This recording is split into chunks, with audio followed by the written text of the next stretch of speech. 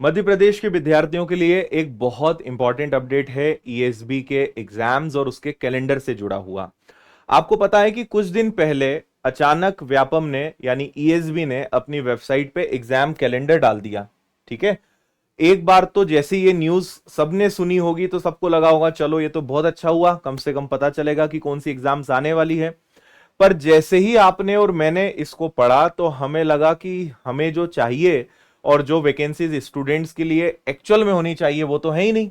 ये तो बहुत ही ज्यादा स्पेसिफिक और कुछ ही बच्चों के लिए है। जैसे कांस्टेबल की वैकेंसी का हम इंतजार कर रहे थे, सब इंस्पेक्टर का इंतजार कर रहे थे, अगर पटवारी की नई भर्ती आनी है, महिला सुपरवाइजर के विद्यार्थी, एमपी टेट वाले वर्ग 1 वर्ग 2 वर्ग 3 की वैकेंसी, ये कुछ भी यहां पे नहीं था। और मैंने इसको लेकर वीडियो भी नहीं बनाया था, पूरे यूट्यूब पे इसको लेकर हलचल चल रही थी कि ये तो बहुत बेकार हुआ। आपको ध्यान होगा तो मैंने इसके लिए वीडियो ही नहीं बनाया। हालांकि कुछ दिन बाद मैंने एक वीडियो अपलोड किया था, क्योंकि एमपीएसआई के बारे में आप काफी समय से पूछ रहे थे कि सर एमपीएसआई आएगी या नहीं आएगी। तो मैंने वो भी स्पष्ट किया था कि एमपीएसआई आएगी, लेकिन यहां क्यों नहीं लिखेंगे उसका कारण भी बताया था।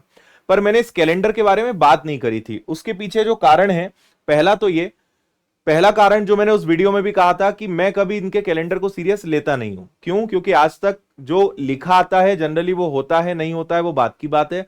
और जितने भी नोटिफिकेशंस पिछले 2-4 साल में निकले वो कभी कैलेंडर में लिखे हुए थे ही नहीं।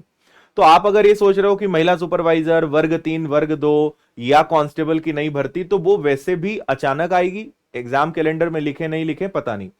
दूसरी बात कि जब आचार संहिता लग गई थी उसके बाद कैलेंडर अपडेट किया तो पेपर में भी खबर आई, दैनिक भास्कर में और कई पेपर्स में आया कि ईएसबी ने जो है आचार संहिता के नियमों का उल्लंघन किया है और उसमें वैकेंसी को लेकर इन्होंने अपडेट किया है। अब आपके लिए राहत भरी जो खबर है वो ये है कि ईएसबी ने यहां पर ये बड़ा ही स्पष्ट किया है। ये देखिए, 12 अप्रैल को दैनिक भास्कर में प्रकाशित हुआ था कि व्यापम ने जो है, ईएसबी ने जो है आचार संहिता के नियम का उल्लंघन किया और कैलेंडर जारी किया।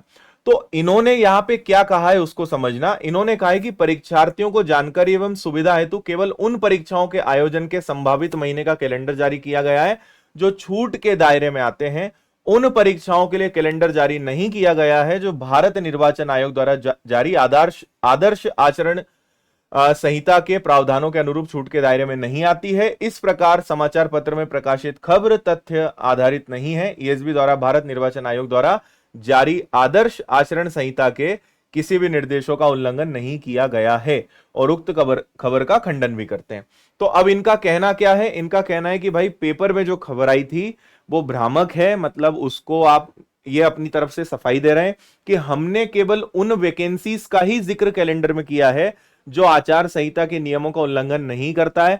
हमने उन परीक्षाओं की तिथि नहीं दी है जो आचार संहिता के दायरे में आती है। तो अब इसमें आपके लिए काम की बात क्या है कि जो परीक्षाएं, जैसे महिला सुपरवाइजर का हमें उम्मीद थी कि अगस्त सितंबर में होगा, पर क्योंकि आचार संहिता लग गई तो उन्होंने एग्जाम कैलेंडर में इसको नहीं डाला।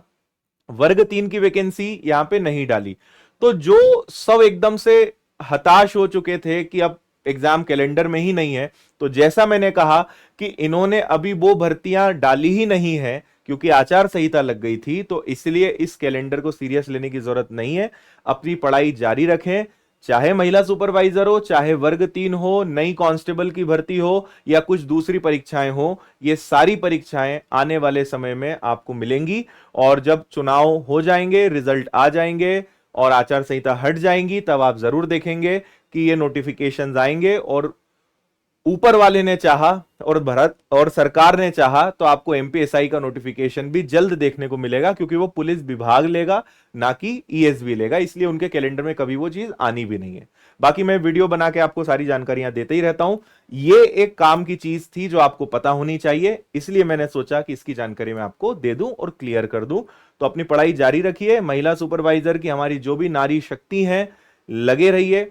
आपने अपना जो समय दिया है, पढ़ाई कर रहे हैं, वो आपका बेकार नहीं जाएगा और वैकेंसी आपको देखने को मिलेगी। चिंता ना करें। Thank you. जय हिंद।